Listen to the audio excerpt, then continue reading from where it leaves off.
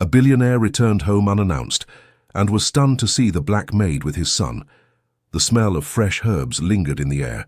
Sunlight filtered softly through the window, casting warm shadows across the kitchen's pristine marble countertop. In the middle of it all sat a massive silver pot on the stove, decorated with vegetables around its base like a staged photo shoot for a cooking show. Except nestled inside that pot was a baby, a laughing, half-naked, chubby white baby boy around 1 year old. His soft brown hair curled slightly from the heat, his pink cheeks glowing with amusement as he splashed at a bundle of parsley and a yellow squash. Standing over him, frozen mid-motion, was Yvette, a black woman in her mid-30s, her skin deep and smooth, her uniform crisp, white and black with ruffled sleeves and a matching headband.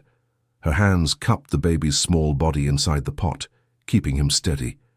But her eyes were wide with horror across the room. The door slammed open.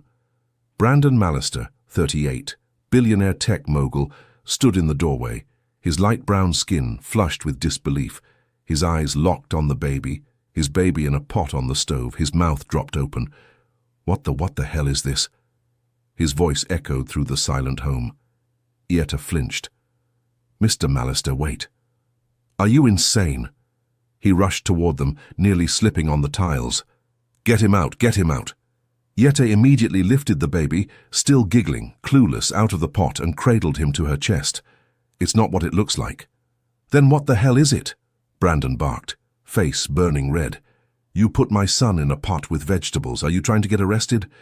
I was giving him a cool bath, she snapped, a rare edge in her voice. He had a rash coming in.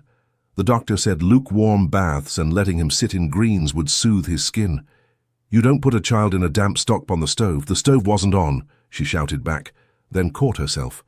Her breath trembled as she softened her voice. Please, I would never hurt him ever. Brandon's hands were still shaking. Why were there tomatoes? Zucchini? God, parsley. Do you know what that looks like? You think this is a joke? Tears welled in Yvette's eyes. He loves it. He thinks it's playtime. I've done this before.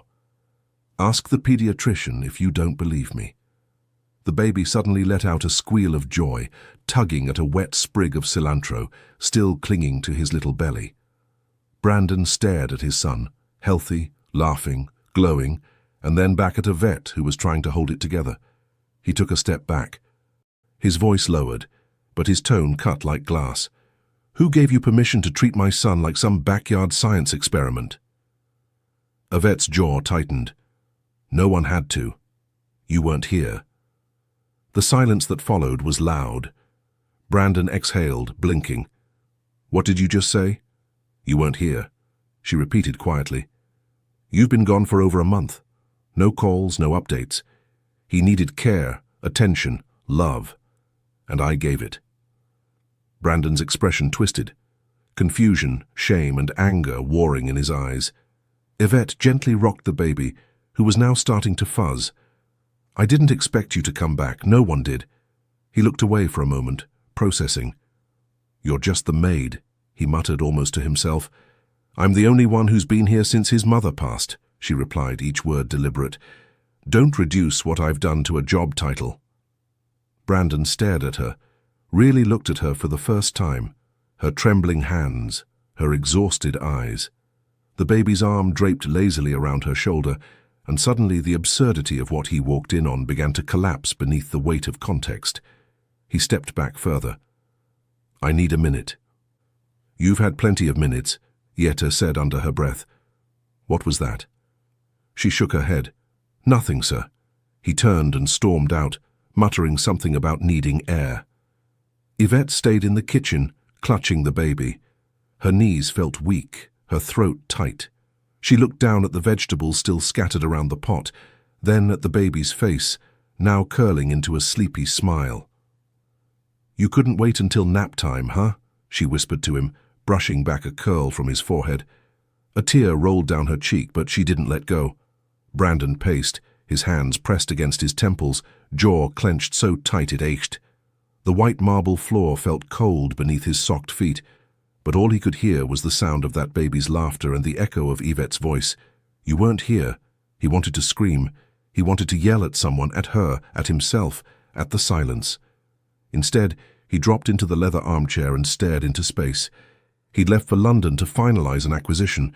4 weeks turned to 5, then 6. The board needed him. The investors pressured him, and through it all he justified not calling because what could a baby possibly miss? He ran a hand over his face. "A stockpot," he muttered. "Jesus." Then he heard footsteps.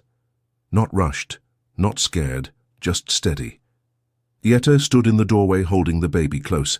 He was now dressed in a tiny onesie, chewing on a plastic spoon, his eyes big and sleepy. Brandon looked up. "I put him down for a nap," she said, voice neutral. He nodded slowly. They were quiet for a long beat. "I'm not going to report you," he said. She raised an eyebrow. "I wasn't waiting for that. I was angry. I noticed," he stood, but also confused. "You have to understand how that looked." "I do," she replied, "but you need to understand something too. That child, Liam, he's been crying for you at night. Every time he hears a car door, he looks toward the hallway. Every time the phone rings, he reaches out like he thinks it's you." Brandon looked away.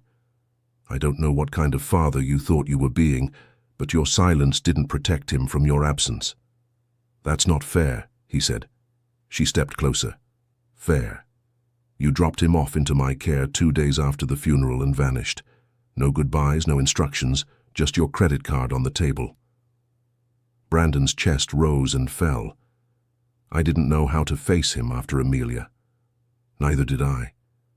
Yvette cut in, her voice trembling. She was my friend too, and yet I showed up. He lowered his gaze. "You're right."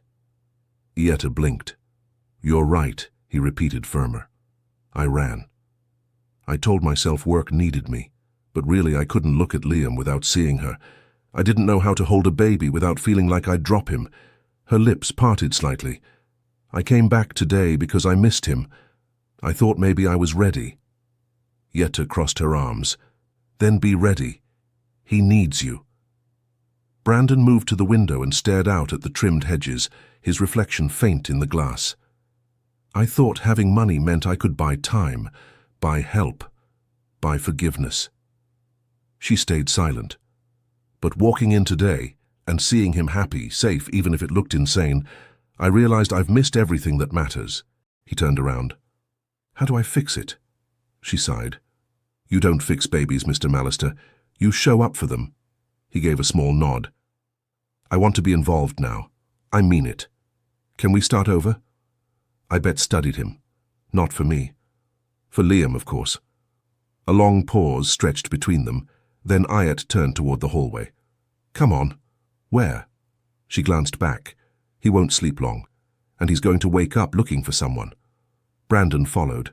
The room was soft and warm, the crib gently rocking with a faint lullaby plan. Liam stirred slightly, sucking on 2 fingers, eyes fluttering. Brandon stood over him, unsure. "Can I pick him up?" Yetta gave a nod. "Support his neck. Don't rush." With trembling hands, Brandon leaned in and gently scooped the child up. For a moment Liam squirmed, and then he nestled into Brandon's chest with a faint whimper, then calm. Brandon's breath hitched, his arms instinctively adjusted, his eyes closed. Yvette stepped back quietly. "I forgot how small he is," Brandon whispered. She smiled faintly. "Wait till he throws a spoon at your face." He chuckled softly, tears silently sliding down his cheeks. "I'm sorry," he whispered to Liam, "for everything." The baby stirred but didn't wake, just rested. Yvette turned to leave, but Brandon called out. "Yvette," she turned, "thank you. For loving him, for staying even when I didn't." She nodded once. "I didn't do it for you. I know that's why it means more."